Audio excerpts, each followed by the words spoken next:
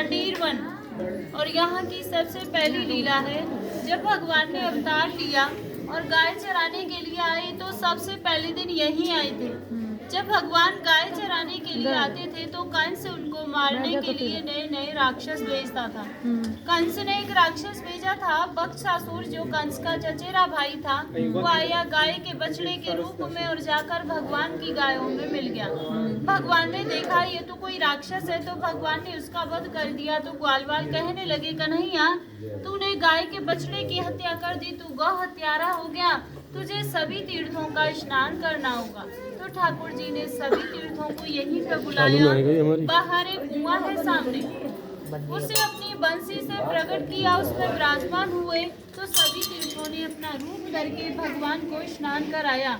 जब भगवान की शुद्धि हुई थी तो घंटा मत बजाओ, इस कुएं में सभी तीर्थों का जल है। जब कभी भी सोमवती और अमावस्या होती है तो उस दिन इस कुएं का जल सफेद हो जाता है। जिन माता बहनाओं की संतान नहीं होती हो, गर्भ खंडित हो जाते हो, तो वो यहाँ आकर इस कुएं पे स्नान करें। इस मंदिर में मनोकामना बोले तो उन्हें संतान की प्राप्ति होती है।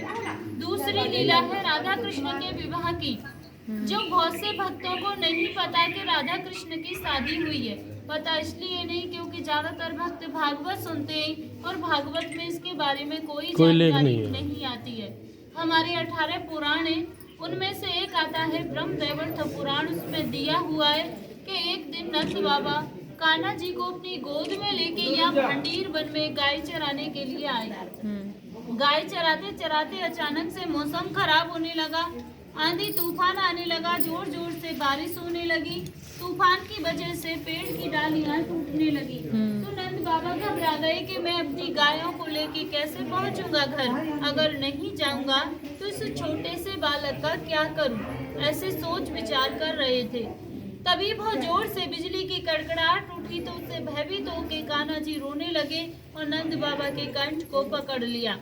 जब कान्हा जी रोने लगे तो वहाँ पर दिव्य वेश में राधा रानी प्रकट हुई, जिन्होंने नीले वस्त्र पहन रखे थे, नील मणि का मुकुट धारण कर रखा था और नील कमल को हाथ में लेके चली आ रही है। उन्हें आंधी तूफान बारिश का कोई भय नहीं है। जब नंद बाबा की उन पर नजर पड़ी तो उन्होंने देखा कि उनके चेहरे पे हजारों सूर्यों के समान प्रकाश था, जिसे नंद बाबा सहन नहीं कर पाए और वहीं पर मूर्छित होकर गिर गए। तो राधा रानी सोचने लगी कि बाबा तो मेरे इस तेज को नहीं सह पाए, उस तेज को शांत करती हैं और साधारण वेश में जाके नंद बाबा के पास खड़ी हो गई। जब नंद बाबा की मूर्छा जगी तो वो पहचान गए थे कि ये स्वयं राधा रानी है। तो उन्होंने उनकी स्तुति करी। तो राधा रानी कहने लगी, बाबा जिस रूप के दर्शन मैंने आपको दिए थे, इस रूप के दर्शन मैं किसी को नहीं देती। आपकी भक्ति से प्रसन्न होकर मैंने आपको यह वरदान दिया था और यह बात गोपनीय ही रहनी चाहिए। तो नंद बाबा कहने लगे कि मुझे तो पहले ही मेरे गुरु गर्ग मुनि ने आप दोनों के बारे में बता दिया था। जब लाला का नामकरण हुआ था तो उस दिन 27 नाम रखे गए थे कान्हा जी के, उसमें से 17 नाम राधा के ऊपर थे, जैसे राधिका वल्लभ, राधा दामोदर। तो नंद बाबा कहने लगे, गुरुदेव ये राधा कौन है जो तुम बार बार मेरे लाला के आगे राधा शब्द जोड़ते हो। तो उन्होंने बताया कि ये वृषभान की बेटी है, आदि शक्ति है, इसका नाम राधा है।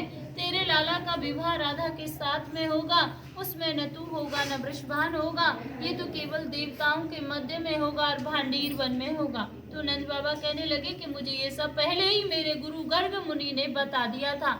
मुझे यह भी पता है कि तुम यहाँ किस उद्देश्य से आई हो, क्योंकि आज वो दिन आ गया है और आपकी धरोहर मेरे पास है। कान्हा जी को उनकी गोद में देते बोले, आप अपनी धरोहर को पकड़ो और अपना मनोरथ सिद्ध करने के बाद मेरे लाला को कुशल पूर्वक यशोदा मैया को लौटा देना। तो राधा रानी कान्हा जी को अपनी गोद में लेती है।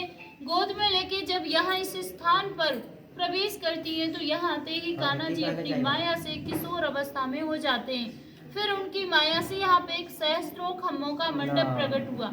सहस्त्रों माने हजारों खम्भों का, उसमें सभी खम्भे सोने के थे जो रतन मोतियों से सुशोभित हो रहे थे। बीच में एक सिंहासन था, वह भी सोने का था, जिस पर चढ़ने के लिए 7 सीढ़ियां थी। तो राधा कृष्ण दोनों उस सिंहासन पर विराजमान हुए। तभी ब्रह्मलोक से ब्रह्मा जी आए और अपने कमंडल में से जल लेके राधा रानी के श्री चरण कमलों को धोया और उनसे उनके चरणों की भक्ति का वरदान प्राप्त किया। फिर पूरी वैदिक रीति से उन दोनों का विवाह कराने लगे। तो विवाह में जब वेद मंत्रों का उच्चारण शुरू किया तो उसकी ध्वनि आकाश में गूंजने लगी। आवाज सुनकर सभी देवी देवता आ गए और देखकर बड़े प्रसन्न हुए कि आज तो ठाकुर जी का विवाह हो रहा है। पुष्प वर्षा करने लगे उनके ऊपर। विवाह में सारी रीतियां हुई थी, जैसे वेद मंत्रों की, हवन की, फेराओं की। तो लास्ट में विधि होती है मांग में सिंदूर भरने की। जब तक सिंदूर नहीं भरा जाता शादी मान्य नहीं होती है। तो आप यहाँ पर सभी ध्यान से दर्शन करना। यहाँ पे ठाकुर जी राधा रानी की मांग में सिंदूर भरते हुए। हाथ देखो ठाकुर जी का राधा रानी के सिर के ऊपर है, ऐसे चुटकी बनी हुई है हाथ में इस तरीके से। ये पूरे विश्व का एक ही मंदिर है जो भगवान के शादी के दर्शन है।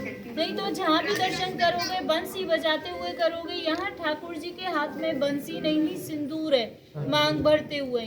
सिंदूर भरने के बाद में जब विवाह संपन्न हो गया तो उसके बाद जो ब्रह्मा जी थे वो अपने ब्रह्मलोक को चले गए। जो देवी देवता थे वो अपने देवलोक को चले गए। जो उनकी माया से यहाँ मंडप प्रकट हुआ था वो भी यहाँ से अलोप हो गया। राधा कृष्ण दोनों अकेले रह गए।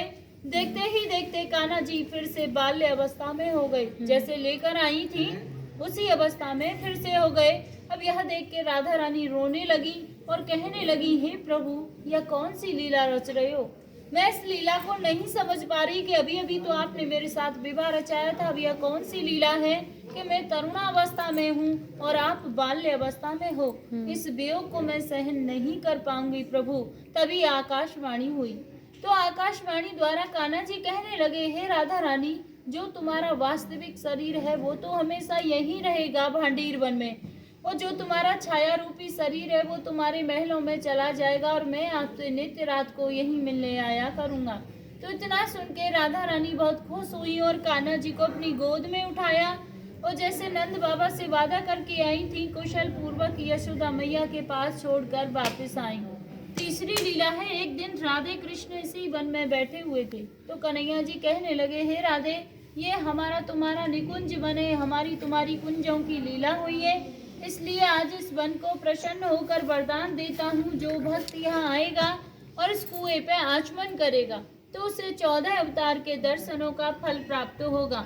कुआं पे स्नान करेगा तो उसके जाने अनजाने के जो भी पाप हैं सब नष्ट हो जाएंगे। मंदिर में बैठ के कोई मनोकामना बोलेगा तो उसकी मनोकामनाओं को पूरी करूंगा। या फिर कोई भक्त यहाँ पे एक रात्रि निवास करेगा, कुआं पे स्नान करेगा, फिर भांडीर बिहारी के दर्शन करेगा तो उसे गौलोक की प्राप्ति होगी। यहाँ बैठ के कोई चीज खाएगा तो उसे इंद्रलोक की प्राप्ति होगी। या यहाँ पे कोई गौदान करेगा तो उसकी 73 पीढ़ियों का उद्धार होगा। इतना सुनने के बाद राधा रानी घबरा गई और बोली, हे प्रभु आपने तो इतने वरदान दे दिए, इतना होने पर तो यहाँ भक्तों की इतनी भीड़ हो जाएगी, 24 घंटे भक्त रहेंगे, हमारे तुम्हारे मिलने में बाधा पड़ जाएगी। तो ठाकुर जी बोले, हे राधे गोपनीयम यह मेरा गुप्त स्थान है, यहाँ पे हर कोई नहीं आ सकता। जिसके ऊपर मेरी विशेष कृपा होगी वही भक्त यहाँ पे आ सकता है, अन्यथा हर किसी को मैं यहाँ आने नहीं दूंगा। तो जब जिन भक्तों के ऊपर ठाकुर जी की विशेष कृपा होती है वही भक्त यहाँ तक पहुँच पाते हैं। बोलिए राधे राधे राधे राधे राधे राधे राधे। तो ये एक विवाह का मंदिर है। तो यहाँ पे राधा रानी के कन्यादान का दान होता है। कन्यादान में जैसे साड़ी श्रृंगार का सामान राधा रानी को भेंट किया जाता है। हो गई लीला तो बंद कर दो। कन्यादान